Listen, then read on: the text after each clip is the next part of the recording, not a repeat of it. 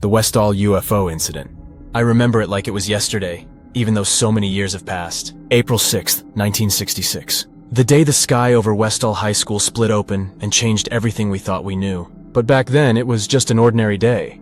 I was in class, scribbling half-hearted notes, when the first scream echoed from the schoolyard. It started with a murmur, a distant sound that grew louder as more voices joined in. I looked at the teacher, who was frozen in place, her hand still holding the chalk mid-sentence. For a moment, everything seemed to stop, the air in the room thick with tension, as if we were all collectively holding our breath. Then another scream, louder this time, closer. It ripped through the silence, and without thinking, I shot up from my desk and bolted toward the window. I wasn't the only one. The whole class rushed to the panes of glass that framed the outside world. What we saw, there are no words that can truly describe it. It was as if the sky had torn open, revealing something that didn't belong here. A dark metallic object hovered just above the tree line, its surface reflecting the midday sun in strange, unnatural ways. It wasn't a plane, not like anything we'd ever seen before. The way it moved, silent, smooth, it was as though it was alive, breathing in the fear that had gripped us all. I remember feeling my heart race, my palms sweating against the cool glass as I pressed my face closer, trying to understand what I was seeing. Around me, my classmates were in various states of shock. Some whispered prayers, others were rooted to the spot with wide, terrified eyes. Then, just as suddenly as it had appeared, the object vanished. No sound, no trace. Gone! The sky was once again a clear, endless blue as if nothing had happened. But something asterisk had happened, and deep down I knew we weren't alone anymore. The weeks that followed were a blur of confusion and fear. The authorities showed up, teachers were questioned, and rumors spread like wildfire. They told us to forget, to move on, but how could we? How could anyone forget seeing something that defied every law of nature, every bit of logic we'd ever known? I tried to let it go. We all did. But the dreams started not long after. Strange, vivid dreams that made sleep feel like a trap. In them, I was back at Westall, standing in that schoolyard. But everything was darker, colder. The sky wasn't blue anymore. It was a deep, endless black, and the object, that thing, was hovering above me again. Only this time, it wasn't just watching. It was waiting. The years passed, and the dreams came and went. I pushed the memory down deep inside, trying to live a normal life. But recently, something has changed. Something's different. The dreams have returned, more intense, more real. And it's not just me. I've spoken to a few of the others from that day. Those who were there, who saw it too. And they're all experiencing the same thing. It's like we're being drawn back to that moment, like whatever was in the sky that day left a mark on us. A mark that's now calling us back. And I think they've come for us. It started small, flickers of light in the night sky, shadows that moved when no one was looking. Then the whispers, faint, barely audible at first, but they've grown louder with each passing day. And now, something has started happening to those of us who were there that day. 2 weeks ago, Rachel, the quiet, bookish girl who sat behind me in class, disappeared. No one's heard from her since. A week later, Tommy, who used to be the fastest runner on the track team, was found wandering the streets, his eyes vacant, muttering about the lights. I haven't seen anyone from that day in years, but now it feels like we're all connected again, and not by choice. Tonight I woke up with a start. The air in my room was freezing, and there was a low hum that seemed to come from everywhere and nowhere at once. When I looked out the window, I saw it, hovering above the trees just like before. It's back! And this time it's not just watching. I can feel it. In my bones, in the air around me, something is coming. And I don't think any of us are going to survive this. The night after I saw it again, the object, everything changed. I couldn't sleep. The hum from outside lingered in my mind, like an insect buzzing inside my skull. Every creak of the house, every whisper of the wind felt like something was watching me, waiting. I stayed up, sitting in the dark, staring at the window, half expecting it to return. But the sky remained empty, and the hours dragged on. In the morning, I couldn't shake the feeling that I wasn't alone. That feeling clung to me, a constant companion as I went through the motions of my day. But nothing seemed out of place. The world carried on as it always had, oblivious to the terror creeping back into my life. It wasn't until late that afternoon that the first sign of something truly wrong appeared. My phone rang, an old landline that I never used. The sound of it startled me, but what really unnerved me was the number. It was an old friend from Westall. * Tommy. *. I hesitated before answering. Last I'd heard, he was in a psychiatric facility after his breakdown. But maybe he was out now. Maybe he wanted to talk about what was happening. I needed to hear his voice to know I wasn't losing my mind. I picked up the phone. The silence on the other end was deafening. For a long moment, there was nothing but static, a soft crackling that sent a shiver down my spine. I said his name, and that's when I heard it. A faint whisper, not his voice, but something else, something that felt wrong. "Don't let them in." The words were barely audible, distorted through the line, but they were clear enough to make my blood run cold. I tried to respond, but the static grew louder, until it was an overwhelming roar in my ears. I dropped the phone, my heart pounding. Suddenly, there was a knock at the door, 3 sharp, deliberate raps. I froze, staring at the door, feeling that old familiar fear crawl up my spine. No one had visited me in years. "Not out here. Not this late." The knock came again, harder this time. Reluctantly, I stood up, each step toward the door feeling like a march to my own doom. When I reached for the doorknob, my hand trembled. I opened the door just a crack, enough to see who or what was on the other side. At first, I saw nothing, just the fading light of the evening. But then, as my eyes adjusted, I saw a figure standing just beyond the porch, partially hidden in the shadows. It was Rachel, or it looked like Rachel. Her eyes were wide and empty, her clothes disheveled, her hair hanging in limp strands around her pale face. She stared at me, unblinking, her mouth moving as if she were trying to speak, but no sound came out. I whispered her name, but she didn't respond. Instead, she took a step closer, her foot scraping against the ground in a slow, unnatural movement. That's when I noticed something was off about her. Very off. Asterisk. The way she moved, the stiffness in her limbs, it was like she wasn't in control of her own body. I backed away, fear gripping me tight. "Rachel?" I called again, louder this time, hoping for some sign of recognition. Some sign that she was still herself. But there was nothing. She kept moving toward me, her eyes locked on mine, unblinking.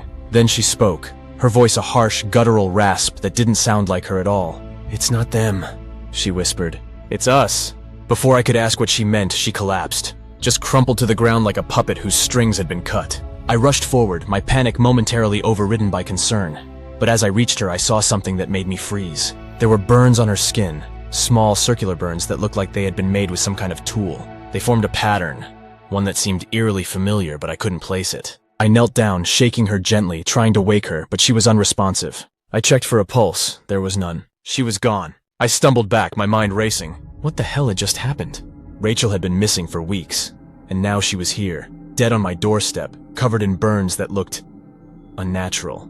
I dragged her body inside, not knowing what else to do. I couldn't call the police. I couldn't explain this. I had no answers, only more questions. I laid her down on the couch, covering her with a blanket as if that would somehow make it all less real. But then as I stood there staring at her lifeless form, I noticed something else. The burns. They were moving. At first I thought it was a trick of the light, but no.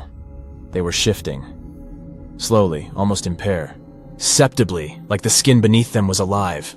I recoiled, my heart pounding in my chest. I needed to get out. I needed to get help. But as I turned to leave, I heard it again. That low hum, vibrating through the air, through the very walls of the house. And then Rachel's body twitched. My breath caught in my throat as I watched Rachel's body convulse on the couch. It was subtle at first, just a twitch of her fingers. But then her entire body jerked violently, the blanket slipping off her as her limbs spasmed. I couldn't move. My legs felt like lead, rooted to the floor by the sheer terror that gripped me. The burns on her skin were now pulsating, glowing faintly with an eerie, unnatural light. They twisted and shifted, almost as if they were alive, crawling beneath her skin in some grotesque pattern. My mind raced, trying to make sense of what I was seeing, but there were no answers, only horror. And then she opened her eyes. They weren't Rachel's eyes anymore. They were black, empty voids, reflecting nothing but darkness. Her head jerked toward me, and in that moment I felt something cold and malevolent pass between us. It wasn't her. Asterisk. It wasn't Rachel. Asterisk. It sat up slowly, unnaturally, like some force was puppeteering her body from the inside. The air in the room grew colder, the low hum vibrating through my bones, making my teeth chatter. Every instinct screamed at me to run, to get out of the house, but I couldn't tear my eyes away from her, or it. Why? Her voice was distorted, wrong, like multiple voices were speaking through her all at once. Why did you let them in? The question made no sense. I hadn't let anyone in. I hadn't done anything but try to survive whatever nightmare this had become. But before I could answer, its head snapped back violently, and a guttural scream tore from her throat, a sound so unnatural and primal it made my blood run cold. Suddenly the lights in the house flickered, casting long, distorted shadows across the walls. The hum grew louder, more intense, until it was almost deafening. I clamped my hands over my ears, trying to block it out. But it was inside my head, crawling through my mind, twisting my thoughts. Rachel, or what was left of her, stood up, her movements jerky and unnatural, like a marionette pulled by invisible strings. She, or it, began to walk toward me, her black eyes locked onto mine, her lips twitching into a grotesque smile that didn't belong on a human face. I stumbled back, tripping over the coffee table and crashing to the floor. Panic surged through me as I scrambled to my feet, backing away toward the door. But before I could reach it, the humming stopped abruptly, and the room fell into an eerie silence. I froze, every muscle in my body tense, waiting for the next horror to unfold. But instead, Rachel's body collapsed again, hitting the floor with a sickening thud. The glow from the burns faded, and for a brief, terrifying moment, everything was still. I couldn't breathe. My mind was racing, my heart pounding in my chest. I needed to get out of there, to run as far away as possible. But just as I turned toward the door, something caught my eye. A faint movement in the corner of the room. I slowly turned, my breath hitching in my throat. There in the darkest corner, something was moving. At first, it was just a shadow, an indistinct shape that seemed to shift and writhe. But as my eyes adjusted to the darkness, I saw it more clearly. A figure, tall, gaunt, and impossibly thin, emerged from the shadows. Its skin was a sickly grayish hue, stretched tight over its bones. Its eyes, if you could call them that, were two glowing slits of light fixed on me with a malevolent intensity that chilled me to my core. I couldn't move, couldn't breathe. The figure glided closer, its movements impossibly smooth, almost as if it were floating. The low hum returned, vibrating through the air, through my bones as the figure stopped just inches from me. It didn't speak. It didn't need to. I could feel its presence, its intentions pressing into my mind like icy fingers. And then, in a voice that wasn't a voice at all, more like a thought implanted directly into my skull, it whispered, "You were chosen." I wanted to scream, to fight, to do anything to escape, but I was paralyzed, trapped in the gaze of those glowing slits. The figure reached out a long, bony hand, its fingers tipped with sharp black claws. It hovered just above my skin, not quite touching, but I could feel its cold energy seeping into me, making every hair on my body stand on end. And then, just as quickly as it had appeared, the figure retreated. It melted back into the shadows, its presence lingering like a cold stain on my mind. The hum faded once more, leaving behind an oppressive silence that seemed to swallow the room. I stumbled back, gasping for breath, my heart pounding in my ears. What had just happened? What was that asterisk? My mind couldn't process it. None of it made any sense. All I knew was that something dark and terrifying had been unleashed. And it wasn't done with me yet. I turned and ran. I didn't care where I was going. Didn't care about anything but getting away from that house, from that thing. As I burst through the door and into the night, I felt its gaze on me, watching, waiting. And in the distance, just above the trees, I saw it again. The object, hovering, waiting. But this time I knew it wasn't just watching. It was hunting. I don't remember how far I ran that night. My feet pounded against the pavement, my lungs burned. But the terror drove me forward. The streets were eerily empty, the silence thick and suffocating. The further I got from the house, the more I could feel it. Them, watching me. It was as though the whole world had become their hunting ground, and I was the prey. I finally stopped when I reached the park, a place I used to come to as a kid, back before everything went wrong. The memories that had once brought comfort now felt tainted, twisted by the presence that clung to me like a shadow. I collapsed onto a bench, gasping for air, my mind racing to make sense of everything that had happened. But the more I thought about it, the more the horror set in. Rachel was dead, and whatever had come for her, whatever had taken her, it was coming for me too. As I sat there, trying to calm my racing heart, I heard something, a faint rustling in the trees behind me. My breath caught in my throat and I slowly turned, half expecting to see that same gaunt figure lurking in the shadows. But there was nothing, just the dark, empty park, yet the feeling of being watched persisted, stronger than ever. Then from the corner of my eye I saw a flicker of light. My heart skipped a beat as I whipped my head around, my eyes locking onto a distant glow hovering just above the tree line. It was the object, the same one from all those years ago at Westall. It was closer now, larger, more menacing. And this time it wasn't alone. Shapes began to emerge from the darkness. Figures like the one I'd seen in my house, tall and gaunt, with glowing slits for eyes. They moved silently, gliding toward me, their forms barely visible in the dim light. I tried to move, to run, but my legs wouldn't respond. It was as if the air around me had thickened, trapping me in place. The hum returned, louder now, vibrating through my skull, making my vision blur. I clamped my hands over my ears, but it did nothing to stop the sound. It was inside me, crawling through my thoughts, suffocating me with its presence. And then, just when I thought I couldn't take it anymore, everything went silent. I opened my eyes and they were there, standing all around me, their eyes glowing, their expressions unreadable. I could feel their gaze piercing through me, cold and unfeeling. They didn't speak, but I could sense their intentions, their purpose. They weren't here to kill me. No, they wanted something else, something far worse. One of the figures stepped forward, its clawed hand reaching out toward me. I flinched, expecting the worst. But instead of pain, I felt a strange warmth spreading through my body. It started at the point of contact and slowly radiated outward, filling me with a strange sense of calm, of acceptance. And then in a rush of memories, I understood. We had been chosen. All of us who had witnessed the event at Westall that day. We had been marked not as victims, but as vessels. Vessels for something far beyond our understanding. Something that had been waiting for years, patiently watching. Waiting for the right moment to reclaim what it had planted inside us. They weren't here to kill us. They were here to awaken us. As the realization washed over me, I felt a surge of panic, but it was quickly drowned out by a deeper, more primal instinct. The hum returned, but this time it wasn't painful. It was comforting, like a lullaby, pulling me into its embrace. My body went numb, and the world around me began to blur, fading into darkness. And then, just as everything was slipping away, I saw it. The final piece of the puzzle. The truth that had been hidden from us all these years. Asterisk, it wasn't them. Asterisk! The beings, the ones who had come for us. They weren't the ones who had marked us that day. They were trying to stop it, trying to save us from something far worse.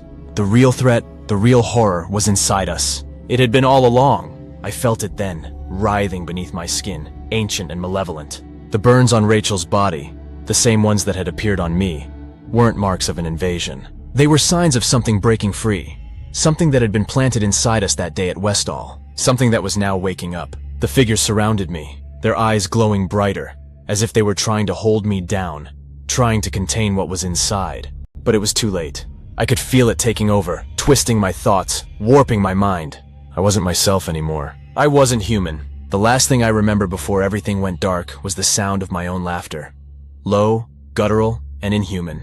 And then nothing. When I woke up, I was alone. The park was empty, the figures gone. But I knew, deep down, I knew that they hadn't saved me. They couldn't. Because what had been planted inside us that day wasn't something that could be stopped. It was us. And now it was awake.